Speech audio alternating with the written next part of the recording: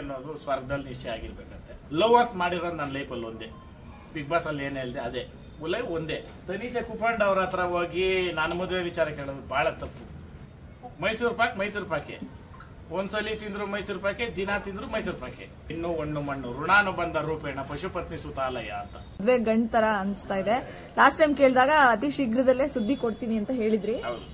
ಇವಾಗ ನೀಟಾಗಿ ನಿನ್ ವಿಡಿಯೋ ಮುಖಾಂತರ ಹೇಳ್ತೀನಿ. ಹೆಣ್ಣು ನೋಡ್ತೀನಿ ಅಂತ ಹೋಗಿ ಮದುವೆ ಮಾಡಿದ್ದು, ಅದಕ್ಕೆ ನಾನು ಆಹಾರನು ಮದುವೆ ಆಗಿರೋದು ಒಂದೇ ನಾನು. ಅದು ಏನೋ ಭಗವಂತನ ಇದಾಗಿಲ್ಲ.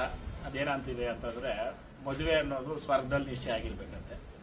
ಅವತ್ತು ಬ್ಯಾಟ ಕೇಳಲ್ಲ, ಇವತ್ತು ಹೇಳಲ್ಲ, ಅದು ಅಷ್ಟೇ. ಅದಕ್ಕೇನು ಗೌರವನ ಅದಕ್ಕೇನು ಮಾಡಬೇಕು ಅದು ನಾನು ಮಾಡ್ತೀನಿ. ಲವ್ ಅಂತ ಮಾಡಿರೋದು ನನ್ನ ಲೈಫಲ್ಲಿ ಒಂದೇ, ಬಿಗ್ ಬಾಸ್ ಅಲ್ಲಿ ಏನು ಹೇಳಿದೆ ಅದೇ ಲೈಫ್ ಒಂದೇ. ಇದು ಬಿಟ್ಟು ಅದು ಬಿಟ್ಟು ಯಾವುದು ನನ್ನ ಹತ್ರ ಇಲ್ಲ. ಆಮೇಲೆ ನೆಕ್ಸ್ಟ್ ಮದುವೆ ಅನ್ನೋದು, ಮದುವೆ ಒಂದೇ ಆದ್ಮೇಲೆ ಮದುವೆ ಇನ್ನೊಂದು ಇರಲ್ಲ. ಅಂದ್ರೆ ಲವ್ ಅಂತಂದ್ರೆ ಲವ್ ಒಂದೇನೆ ಅಷ್ಟೇ ನನ್ಗೆ ಗೊತ್ತಿರೋದು. ಇದು ಏನಂತಾರೆ, ಈ ಬಾವಿನ ಮುಚ್ಚಬೋದಂತೆ, ಕೆರೆನ ಮುಚ್ಚಬೋದಂತೆ, ಜನಗಳು ಬಾಯಿ ಮುಚ್ಚಕ್ಕಾಗಲ್ಲ. ಆ ಕಾರಣಕ್ಕೆ ತನಿಷಾ ಕುಪಂಡ್ ಅವ್ರ ಹತ್ರ ಹೋಗಿ ನಾನು ಮದುವೆ ವಿಚಾರ ಕೇಳೋದು ಬಹಳ ತಪ್ಪು.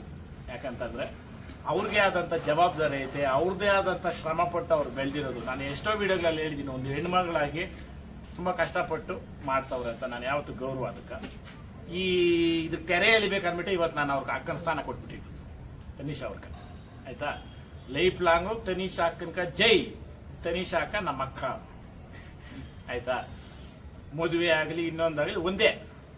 ಮೈಸೂರು ಪಾಕೆ ಒಂದ್ಸಲಿ ತಿಂದ್ರು ಮೈಸೂರು ಪಾಕೆ, ದಿನ ತಿಂದ್ರು ಮೈಸೂರು ಪಾಕೆ. ಕರೆಕ್ಟಾ? ಅಷ್ಟೇ. ನಮ್ಕ ಅದು ಬೇಡ. ಯಾಕಂತಂದ್ರೆ ಹೆಣ್ಣು ಒಣ್ಣು ಮಣ್ಣು ಋಣಾನುಬಂಧ ರೂಪೇಣ ಪಶುಪತ್ನಿ ಸುತಾಲಯ ಅಂತ.